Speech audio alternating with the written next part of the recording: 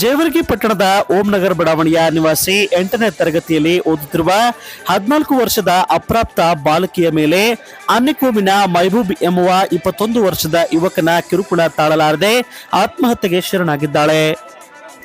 ಸುದ್ದಿ ತಿಳಿಯುತ್ತಿದ್ದಂತೆ ಅಖಿಲ ಭಾರತ ವೀರಶೈವ ಮಹಾಸಭಾದ ಪದಾಧಿಕಾರಿಗಳು ಹಾಗೂ ಕಾರ್ಯಕರ್ತರು ರೊಚ್ಚಿಗೆದ್ದು ರಾಷ್ಟ್ರೀಯ ಹೆದ್ದಾರಿ ಅಖಂಡೇಶ್ವರ ವೃತ್ತದಲ್ಲಿ ಟೈರ್ಗೆ ಬೆಂಕಿ ಹಚ್ಚಿ ಆಕ್ರೋಶ ವ್ಯಕ್ತಪಡಿಸಿದರು. ಈಗಾಗಲೇ ರಸ್ತೆ ತಡೆದು ಪ್ರತಿಭಟನೆ ನಡೆಸುತ್ತಿದ್ದು ಪಟ್ಟಣದಲ್ಲಿ ಬಿಗುವಿನ ವಾತಾವರಣ ನಿರ್ಮಾಣವಾಗಿದೆ.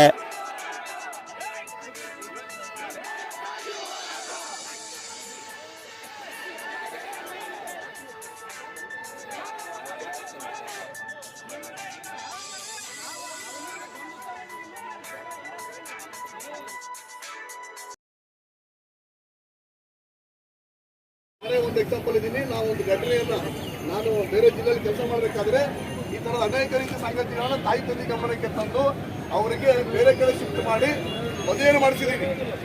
ಈ ತರ ಸಂಗತಿಗಳಾಗ್ತಿದೆ. ದಯವಿಟ್ಟು ಎಲ್ಲಾ ಸಮಾಜದ ಬಂಧುಗಳಲ್ಲಿ ಉಪಸ್ಥಿತಿದ್ದೀರಿ, ಎಲ್ಲರಿಗೂ ನಾನು ಕೈ ಮುಗಿದು ವಿನಂತಿ ಮಾಡ್ಕೊತೀನಿ.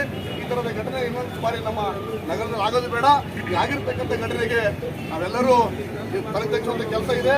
ಹಾಗಾಗಿ ಈ ಒಂದು ಘಟನೆಯ ವಿರೋಧ ಮಾಡಿ ಹೋರಾಟ ಮಾಡ್ತಿರ್ತಕ್ಕಂಥ ನನ್ನೆಲ್ಲ ಕಾರ್ಯಕರ್ತರಿಗೂ ಸಹಿತ ಈಗಾಗಲೇ ಸಂಘಟನೆಗಳು ಹೇಳಿದ್ದಾರೆ. ಇದಕ್ಕೆ ಒಂದು ಸೂಕ್ತ ಪರಿಹಾರ ಕೊಡೋ ತನಕ ನಾವು ಯಾರು ಎದುರೋದಿಲ್ಲ.